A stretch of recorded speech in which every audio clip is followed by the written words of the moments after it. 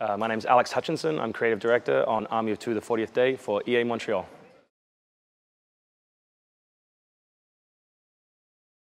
For those people who played the first game, Army of Two is a cooperative shooter. The guys have set up a business in Shanghai, but pretty soon everything goes horribly wrong. And we wanted to tell a very, very simple story about you and your best friend fighting against anything and everything that we can throw at you. So we've got buildings collapsing, we've got the world collapsing around you. Should be good fun.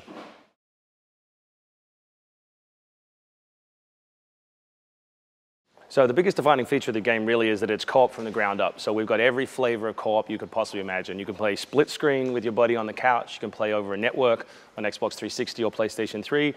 Even in the multiplayer, which is a big deal for us this time around, we want you to migrate as a co-op pair from the campaign mode to the multiplayer mode. So you can play split screen against up to 10 other people, or again, network with your buddy. So I think co-op focus is what it's all about.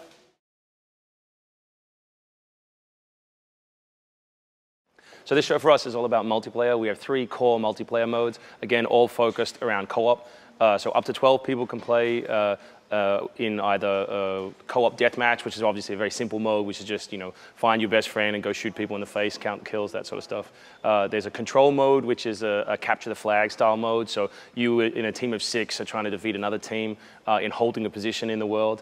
There's also Warzone, which is the objective-based cooperative mode from the first game, which we've expanded and refined and brought back. So you have lots of different little missions that kick off throughout that. We have a 4th bonus mode, which is free for everybody, but we're trying to get pre-orders up. So if you pre-order, you get it on day 1. For everybody else, you get it 30 days after for free, to emphasize that.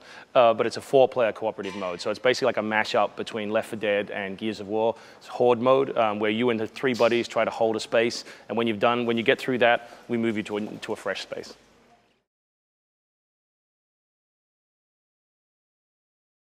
I think it's kind of the same thing, really. The most challenging thing has been supporting the sheer volume of different cooperative ways to play the game.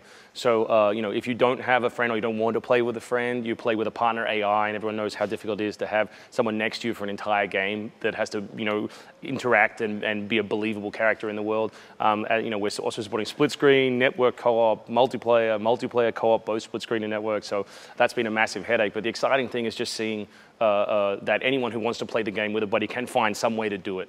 We were showing the game for a while early on, doing some research by going to Shanghai and Korea and taking a lot of pictures, and we ran across a bunch of guys at an army base who were big fans of the first game. And it was the only game they had, and they were playing on one tiny TV, split screen, in their barracks. And so that was really cool that they could find a game that worked for them.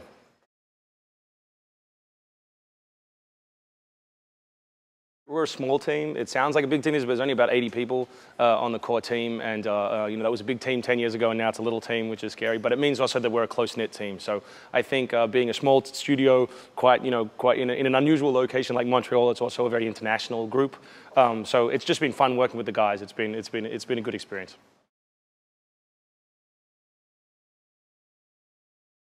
So when we started the game, we wanted it to feel a little bit like Cloverfield, obviously without the big monster, or Towering Inferno. We had a lot of inspiration for those disaster movies.